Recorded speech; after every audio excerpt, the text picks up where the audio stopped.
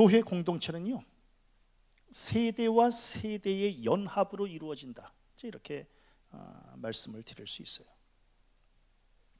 전도서에 보면 한 세대는 가고 한 세대는 오되, 이런 말씀이 있어요. 그러니까 교회는 가는 세대와 오는 세대가 한 자리에 앉아서 예배하는 공동체가 바로 교회다라고 하는 겁니다. 그러니까 가는 세대가 서럽다고 오는 세대를 막을 수 없고, 오는 세대 또한 장차 다가올 세대에게 자리를 비워줘야 되는 것이, 이게 바로 역사의 순리다라고 하는 겁니다.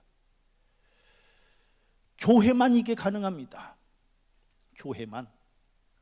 아주 쉬운 예로 이 좁은 공간 안에 우리 양 장로님 그리고 우리 현정이 서로 다른 갭, 서로 다른 이 세대가 같은 공간에 앉아서 예배할 수 있는 것은, 이것은 교회밖에는 없다라고 하는 겁니다.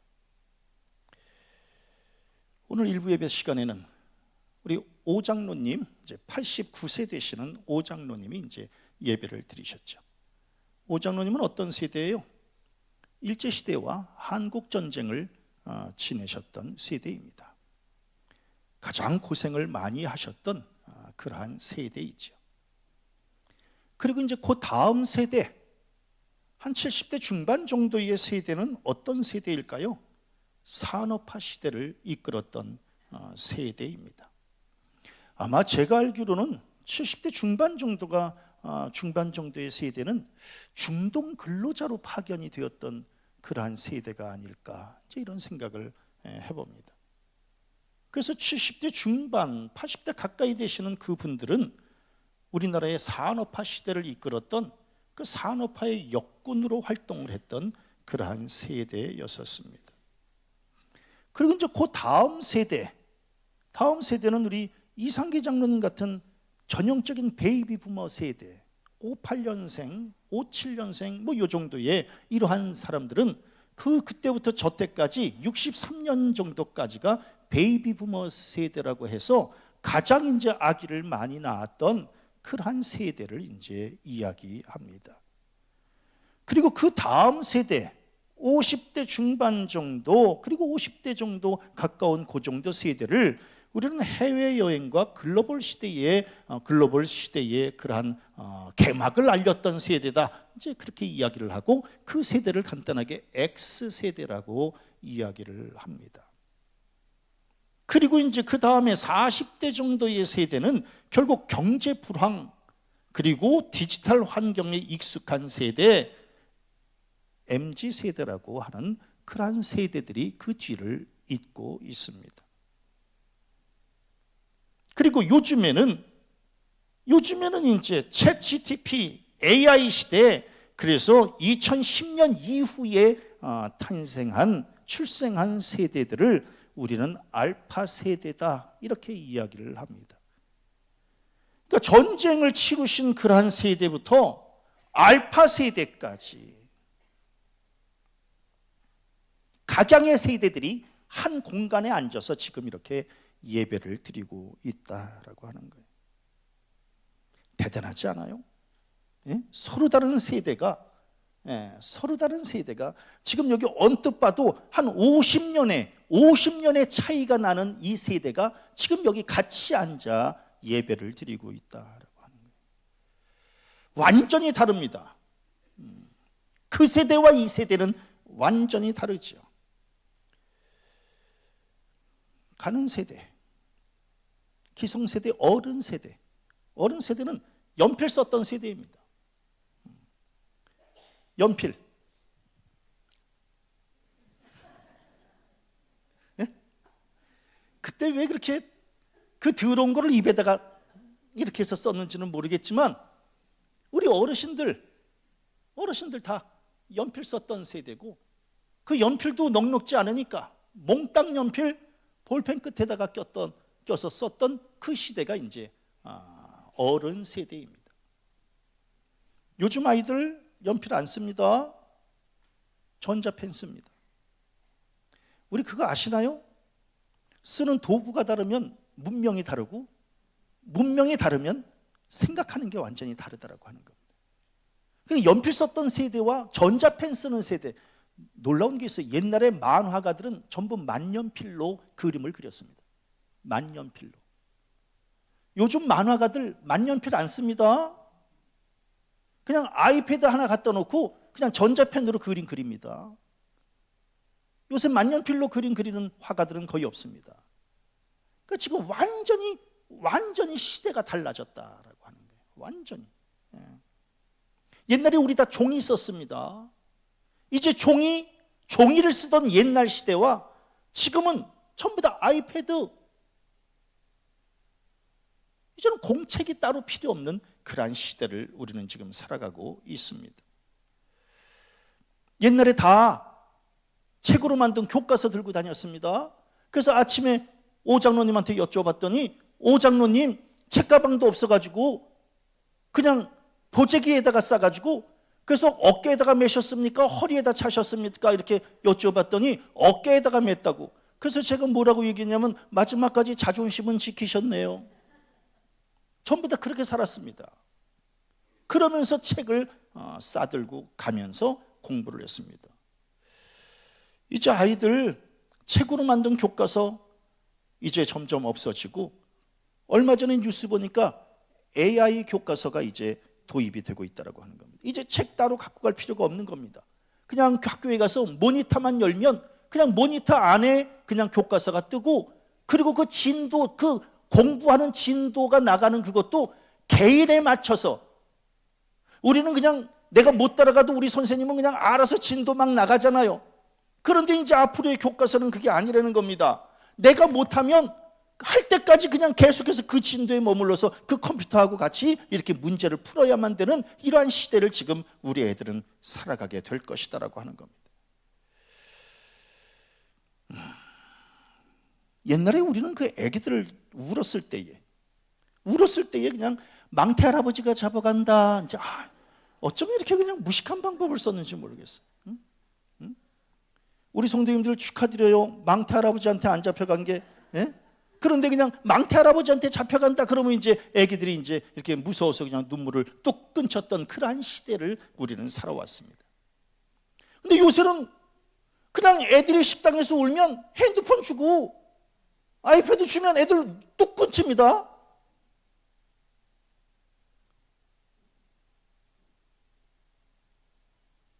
이런 시대입니다.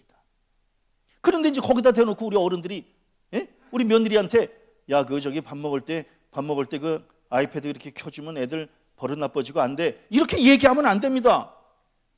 그럼 아버님 어떻게 해야 될까요? 망태 할아버지가 잡아간다. 우리 지금 이런 시대를 지금 우리는 살아가고 있습니다. 음식점에서 우리는 뭐예요? 여기요, 이모님, 그러면서 음식을 주문하던 우리 시대. 요즘에는 그냥 각각의 식당마다 키오스크가 있어서 그냥 거기서 알아서 그냥 주문하는, 그래서 구태여 사람을 따로 부르지 않아도 되는 이러한 시대를 지금 우리는 살아가고 있습니다. 옛날에 우리 다 길거리에 나가서 손들어서 택시 잡았습니다. 지금은 길거리에 나가서 손들 필요 없습니다. 손 들어도 택시 안 옵니다. 이제는 다 전화로, 앱으로 예약을 해야 택시가 오는, 그래서 점점 어르신들이 살기가 힘든 이러한 시대를 지금 우리는 살아가고 있습니다. 옛날에 그냥 미장원에 가가지고 그냥 마냥 기다리는 겁니다. 머리 하려면 이발소에 가서도 그냥 마냥 기다려. 그래서 그냥 순서 기다렸다가 앉아서 그냥 머리를 자르고, 그래서 그냥 2시간이든 3시간이든 그냥 앉아 있는 겁니다. 근데 요새는 그러지 않습니다. 전화로 다 예약하고 그 시간에 가서 머리를 자르고 오는 이러한 시대, 완전히 문명이 달라지는 이러한 시대를 지금 우리는 살아가고 있습니다. 삶의 행태뿐 아닙니다. 신앙생활도 완전히 달라졌습니다. 50년, 60년 전에 목회하셨던 우리 선배 목사님들, 그때 목사님들은 교회 부흥기를 지냈습니다. 교회 부흥기를 지내서 그런지 목사님들 존경받았습니다. 그리고 목사님들 권위가 있었습니다. 그리고 목사님들 보람을 가지고 목회했습니다. 지금 저희들 세대 교회 정체기를 지금 지내고 있습니다. 존경 없습니다. 권위 없습니다. 그런데 지금 이 시간 이후에 우리 후배들이 이제 목회를 하게 되면 교회 쇠퇴기에 접어들게 됩니다. 그래서 이 이후에 목회자들은 굉장히 열악한 환경에서 목회를 하게 될 것이다. 그래서 우리 후배들이 신학교를 안 갑니다. 그리고 신학교를 졸업해도 목회를 하지 않습니다. 왜? 교회 쇠퇴기에 가서 고생할 것이 뻔하니까. 그래서 지금 한국 교회는 점점 이렇게 죽어가고 있다라고 하는 겁니다. 성도들 신앙도 완전히 바뀌었습니다. 옛날에 예배 한 번만 빠지면 죽는 줄 알았습니다. 저희 어머니 저한테 공부 안 한다고 저를 때려본 적은 없었습니다. 그런데 교회 한 번만 빠지면 엄청 맞았습니다. 뭘로? 호수로. 지금도 아주 생생합니다. 그 호수로 그냥.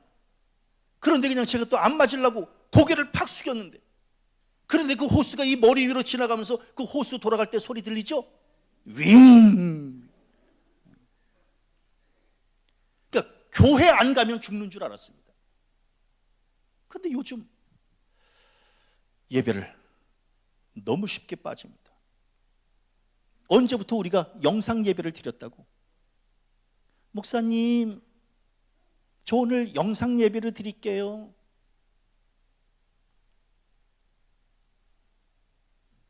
완전히 바뀌었습니다. 옛날에 헌금, 11조, 감사헌금 안 하면 하나님 앞에 천벌을 받는 줄로 알았습니다. 반드시 했습니다.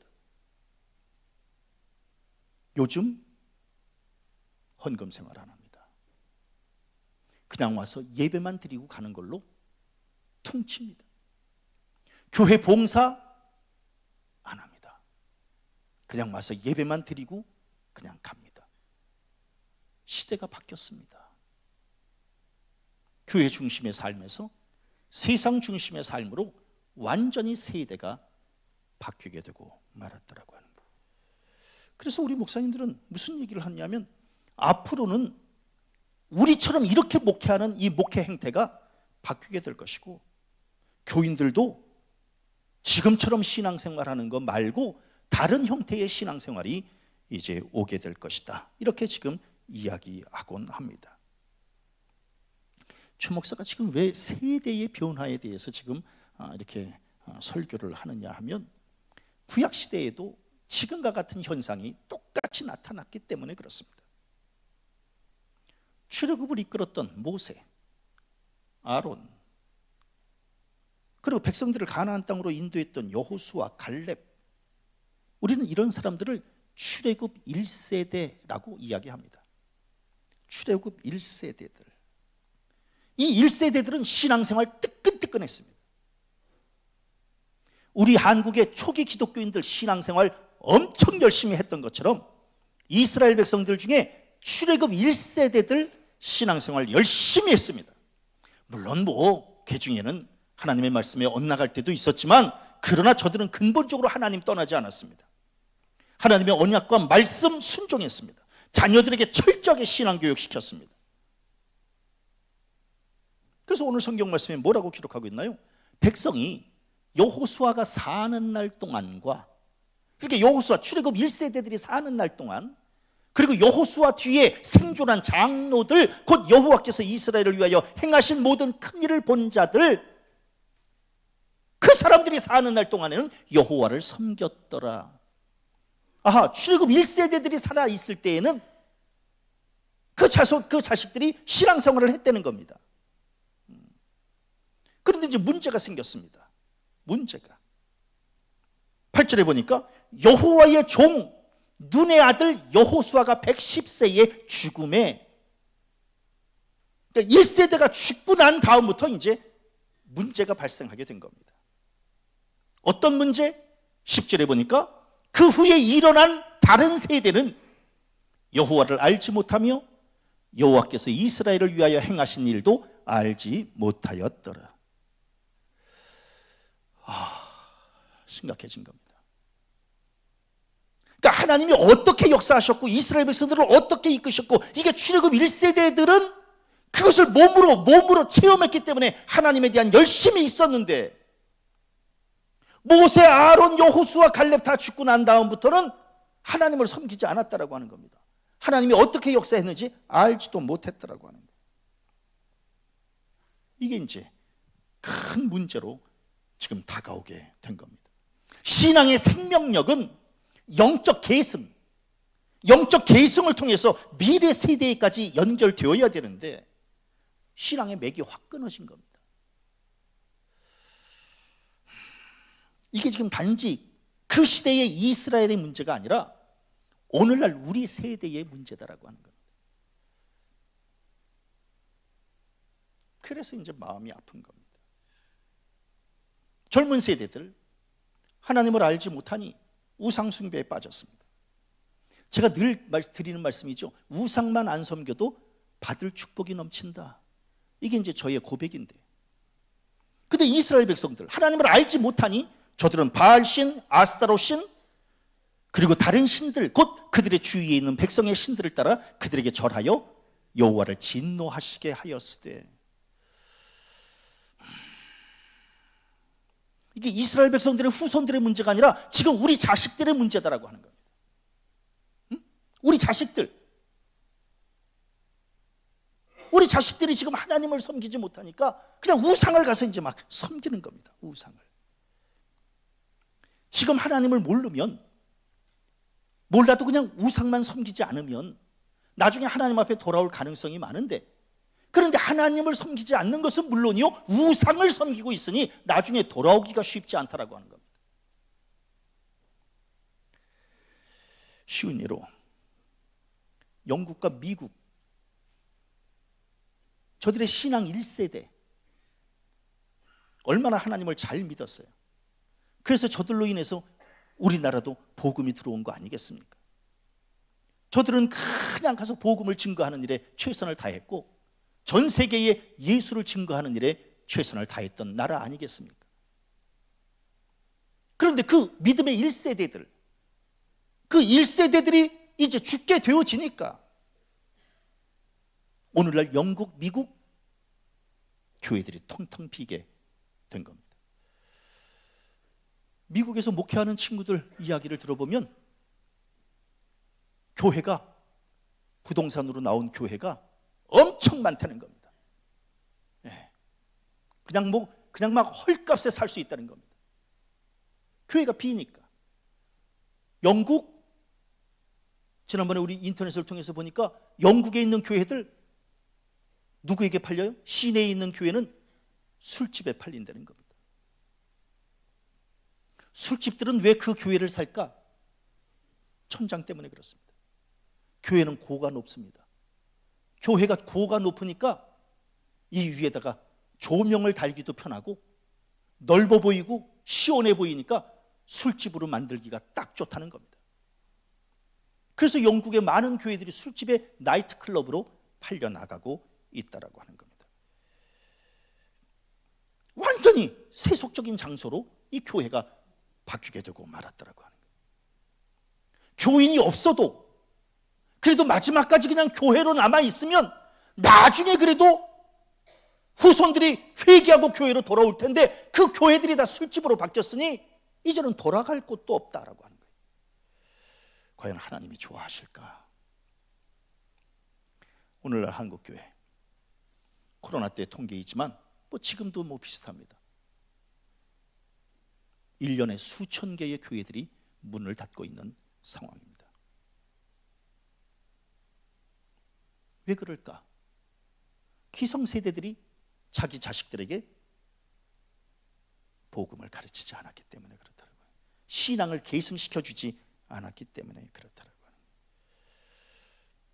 옛날에 영국, 미국 얼마나 잘 살았어요. 하나님 중심으로 살았더니 하나님께서 복을 쏟아 부어주신 거 아니겠습니까?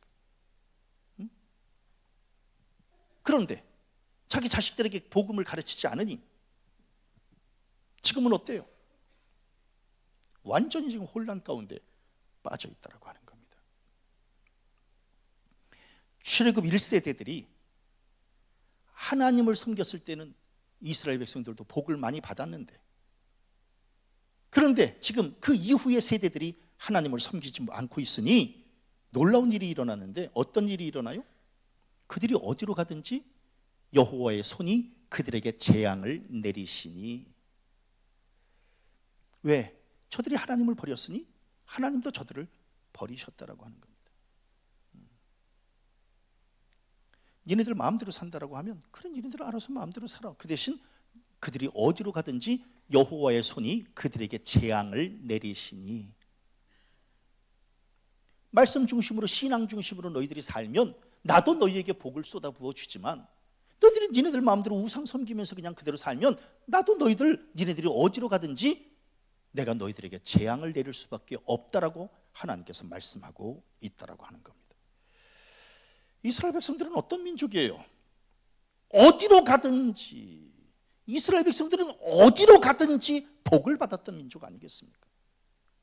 야곱이 광야에서 돌베개를 베고 자다가 하나님께서 꿈에 나타나시죠. 그래서 하나님께서 뭐라고 말씀하셔요?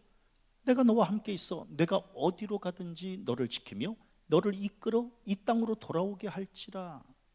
그러니까 하나님께서 네가 어디로 가든지 복 주시겠다라고 하는 게, 이게 하나님의 약속의 말씀이거든요.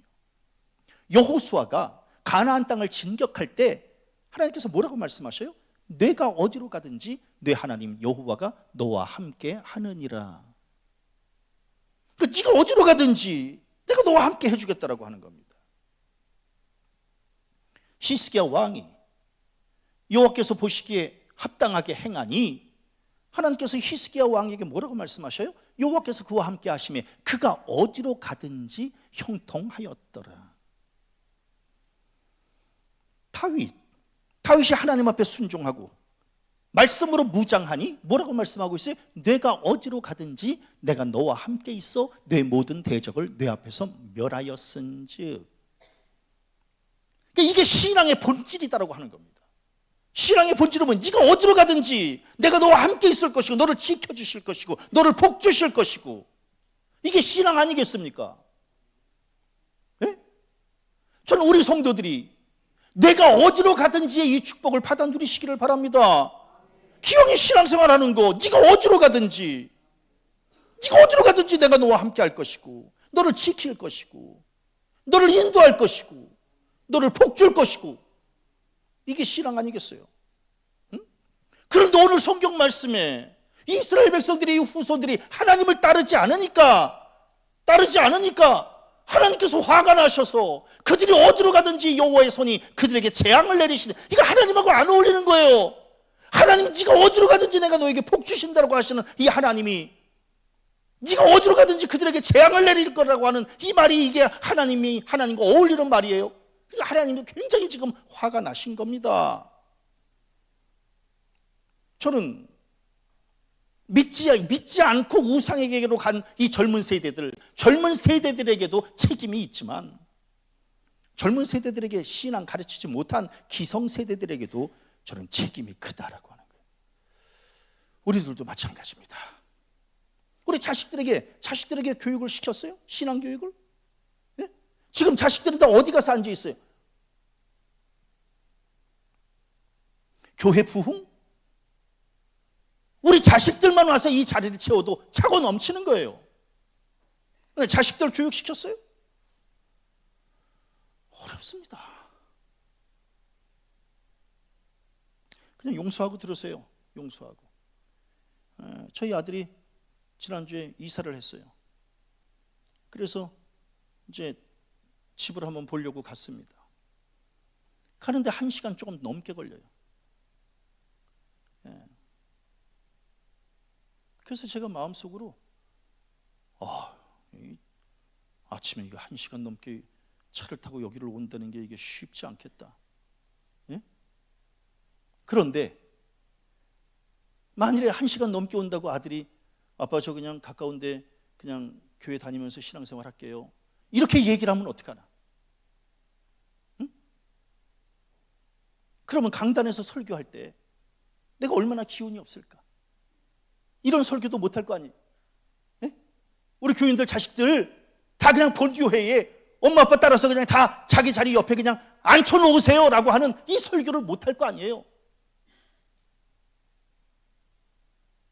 그러니까 제가 그냥 요새 아들 눈치 보느라고 교회 안 나온다 그럴까 봐. 응?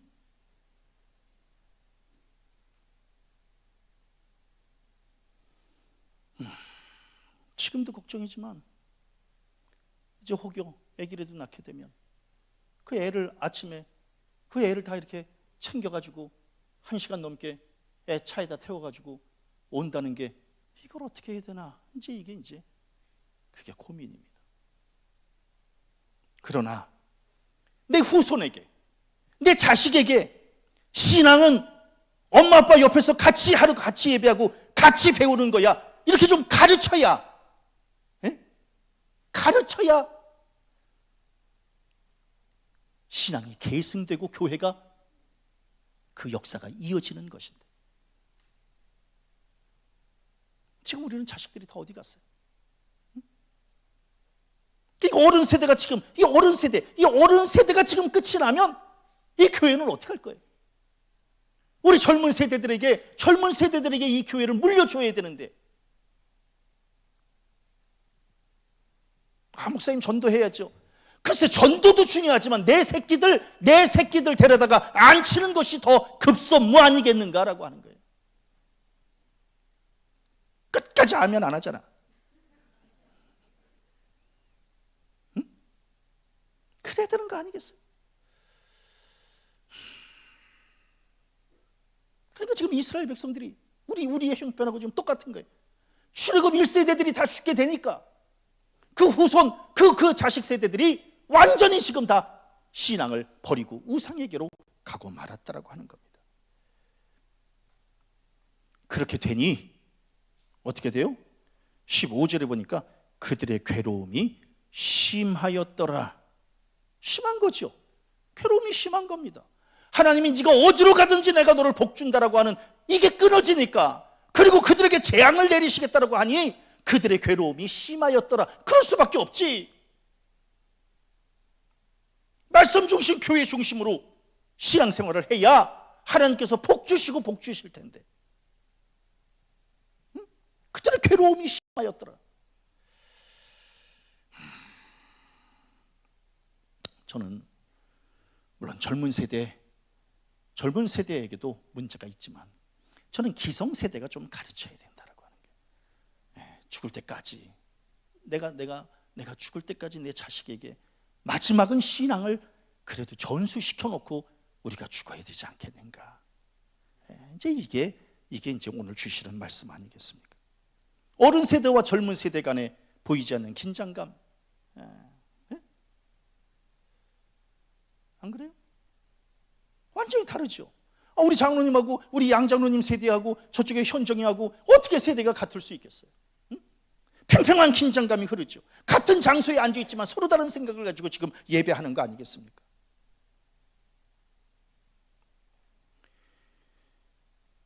그러면 이 세대 간에 이걸 어떻게 할 것인가? 두 가지만 제가 살펴보죠. 하나는 육적인 것, 하나는 영적인 것. 먼저 육적인 것은요, 일단은 세대 간의 간극을 그냥 운명적으로 인정하고 받아들일 수밖에 없다. 이게 무슨 얘기냐면, 각자 서로 다르게 다른 경험을 가지고 이렇게 살았는데, 요즘 젊은 것들 버르장머리 없어가지고 이러면 안 된다라고 하는 겁니다.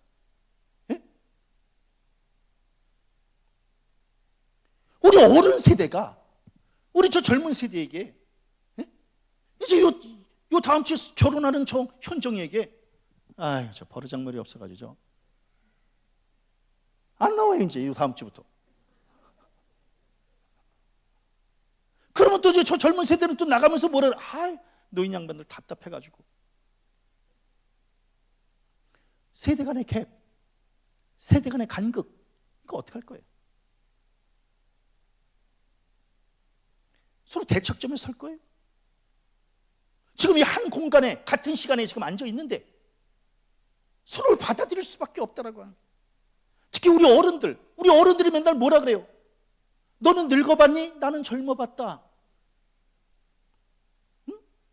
우리 현정이는 양장로님의 이 마음을 모를 거다라고 하는 거예요. 왜? 늙어보질 않았으니까. 그러나 우리 양장로님은 현정이의 저 마음을 알지요. 왜? 저런 시대를 거쳐 오셨기 때문에.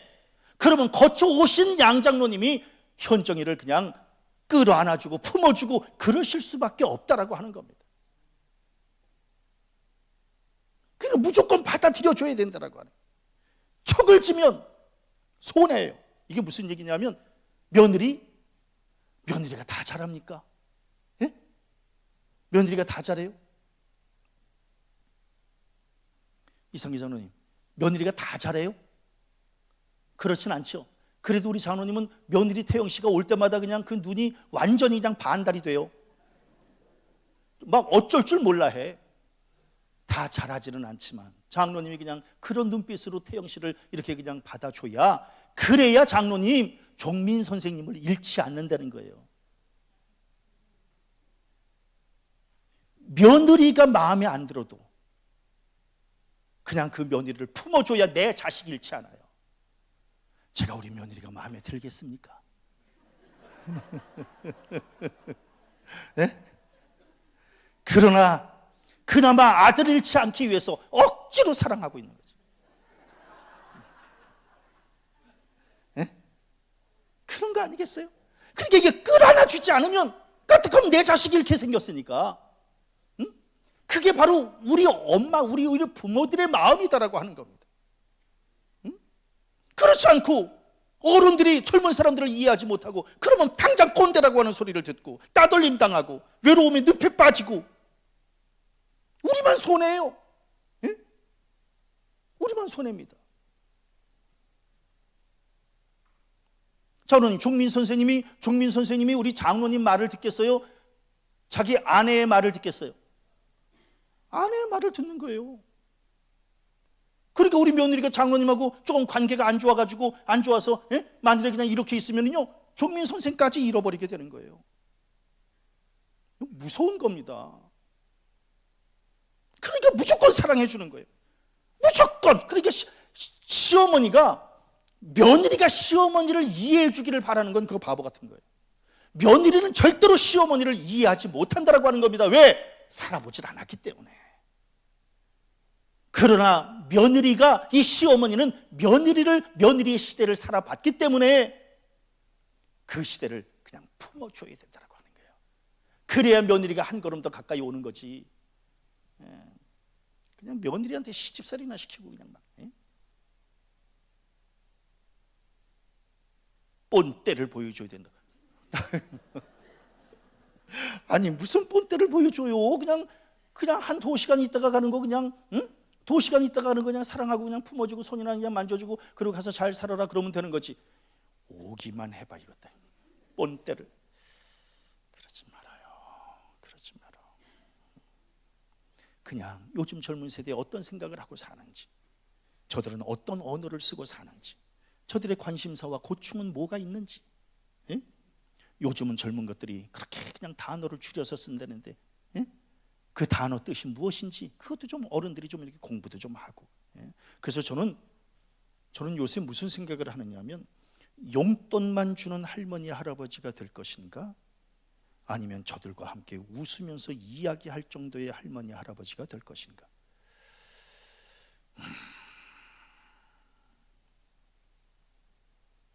용돈만 주는 할머니 할아버지 너무 억울하지 않아요? 예? 세배 한번 빼꼼 해가지고 많이 주세요. 그거 다 지 엄마가 시킨 거 아니에요?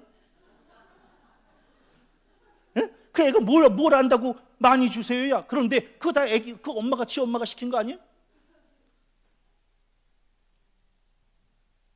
그러니까 용돈만 주고 그냥 그런 할아버지 할머니 말고 그 아이와 함께 눈을 맞추고 함께 정서적인 공감을 나누고 이런 정도의 할머니 할아버지가 될 것인지. 그리고 제발 할머니 할아버지들 궁상 떨지 않았으면 좋겠어요. 할머니 할아버지를 궁상 떨면 며느리가 안 오는 건 둘째치고 애들도 안 옵니다.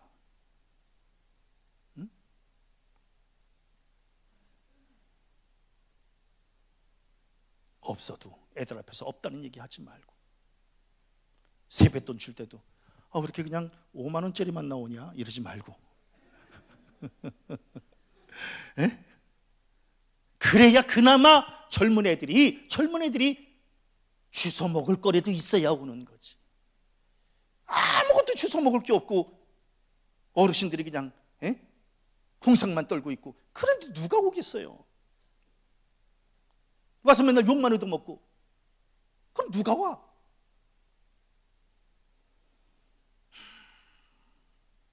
그리고 더 중요한 게 있어요. 명절 때 모이면 절대로 우리 세대들은 말을 하지 말아야 된다고 하는 거예요. 잘 지냈니? 그리고 걔네들끼리 서로 이야기를 하게 만들어야 되는데, 지금 노인 양반이 그냥 그 가정 안에서 주도권을 가지고 그냥 막 휘두르려고 그러고 말도 그냥 제일 많이 하시려고 그러고 막 이러면은요, 그다음부터 안 옵니다. 왜? 재미없지. 아버님 뭐 하실 말씀? 내가 무슨 할 말이 있겠니? 니네들 얘기 듣는 것도 너무 좋다. 너희들끼리 서로 한번 얘기 좀 해봐봐. 아빠가 좀 옆에서 들어보게. 이런 정도가 돼야 되는데, 야 임마 그거 아니야 임마. 니네들이 임마 그거 잘 몰라서 그러지 임마. 너 임마 정치적으로 임마 지금 이게, 그러면 애들 그 다음 명절 안 와요. 중요한 건 우리 가정의 미래 세대를 이끌어가는 애들은 우리 자식들이지 부모들이 아니다라고 하는 겁니다. 그래서 세대 간의 이 갈등을, 이 폭을 좀 줄여나가야 된다라고 해요. 이 마음이, 육적 이 감성을 이걸 좀 줄여나가야 된다라고 해요. 그러면 이제 영적으로는 어떻게 줄여나가야 될 것인가? 사실 자식들 앞에서 우리 부모들이 내세울 건 신앙밖에 없습니다. 우리 자식들 앞에서 내세울 게 뭐가 있어요? 이제 늙었지, 돈 없지, 기운 없지, 뭘 내세워요? 이제 신앙밖에 없어요. 젊은 사람들이 우리 앞에서 고개 숙이는 것은 신앙밖에 없습니다. 제가 지금까지 우리 어머님 앞에서 찍소리 못하고 가서 네 그래야지 어머니, 아유 그래야지 어머니. 왜? 신앙 때문에 그런 거 아니겠어요? 어머님이 돈이 있어요, 젊었어요, 어머님이 무슨 힘이 있어요. 그럼에도 불구하고 그 신앙 때문에 우리 자식들이 그냥 고개 숙이는 거 아니겠어요? 그래서 나는 신앙의 전수가 우리에게 주어진 제일 마지막 책임이고 사명이다라고 하는 거예요. 신앙을 가르치세요. 전화해서 너 뭐 먹었니? 애들은 잘 지내니? 이렇게 얘기하지 말고, 교회는 다녀왔니? 요즘 신앙생활 잘 하고 있니? 요즘 말씀은 좀 잘 묵상하고 있니? 엄마를 위해서 아빠를 위해서 기도하고 있니? 그래야 자식들이 찍소리 못하고 그 부모님들의 마음에, 그 말에 순종하는 거 아니겠어요? 옛날에는 우리가 자식들에게 어떻게 하면 출세하고 어떻게 하면 성공하고 이거를 가르쳤다면, 이제는 신앙을 좀 가르치자. 교회 지키는 법을 좀 가르치자. 그리고 자식들 앞에 아빠도 옛날에 다 아빠의 힘으로 사는 것 같으나 돌아보니까 하나님의 은혜로 여기까지 왔다. 너희들도 너무 염려하지 않아도 될 것은 아빠를 지켜주신 하나님이 너희들도 지켜주실 거야. 너희들도 믿음으로 잘 살아라. 이걸 가르치는 게 어른 아니겠어요? 응? 그리고 저는 교회 안에서도 어른들이 너무 말을 많이 하면 젊은 사람들이 말을 안 합니다. 그러니까 어른들은 그냥 조용히 있는 거예요. 그냥 이렇게 조용히 그냥 있는 거예요. 젊은 세대들이 말을 많이 하도록 그냥 있는 겁니다. 젊은 세대들이, 어른들이 이렇게 말이 너무 많으면 젊은 세대들이 다 뒤로 한 걸음씩 물러갑니다. 굉장히 중요한 문제가 있어요. 어느 교회가 이제 분란이 일어났는데 이쪽에는 제가 이렇게 보니까 이쪽에는 그냥 어른들만 남았어요. 그리고 이 어른들 싫어하는 젊은이들은 다 나가고. 교회는 그렇게 하면 안 됩니다. 어른들이 힘을 가지고 그렇게 막 쥐락펴락하면은요, 젊은 사람들 다 나간다니까. 그럼 이 교회는 앞으로 누가 이끌어갈 거예요? 그러니까 우리 교회도 마찬가지. 어른들은 그냥 가만히 이렇게 그냥 지켜보고, 한 걸음 그냥 뒤에서 이렇게 그냥 지켜보고, 이 전면에는 젊은 사람들이 좀 길을 펴도록 만들어주는 게 어른의 책임이고 사명이다라고 하는 거예요.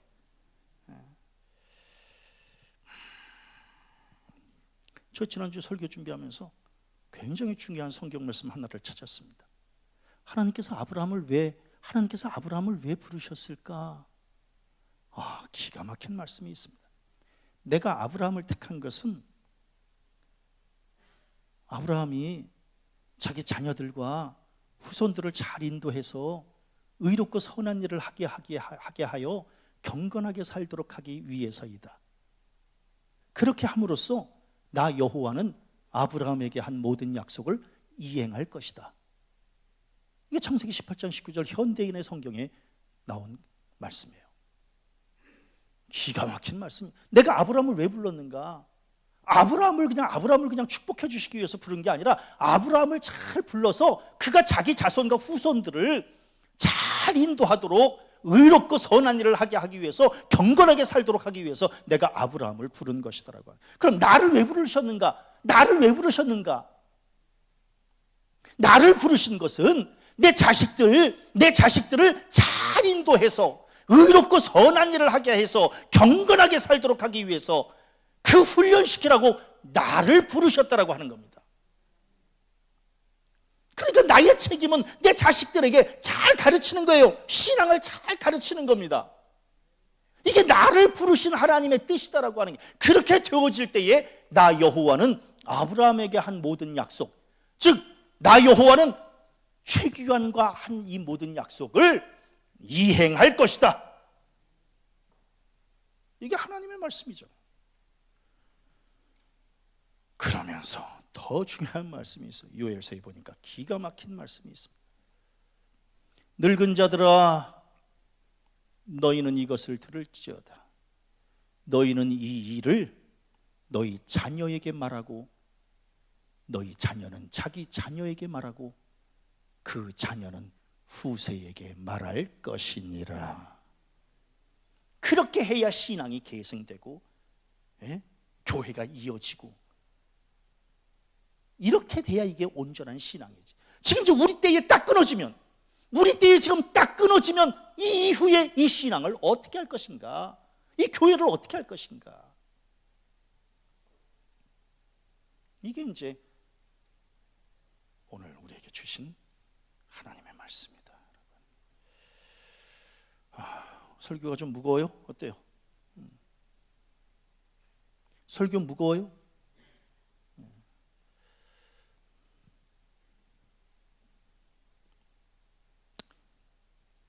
그냥 무거운 말씀은 그냥 또 다 피가 되고 살이 되고 약이 되는 말씀이다, 이렇게 받으시고, 내 자식들은 지금 다 어디 갔나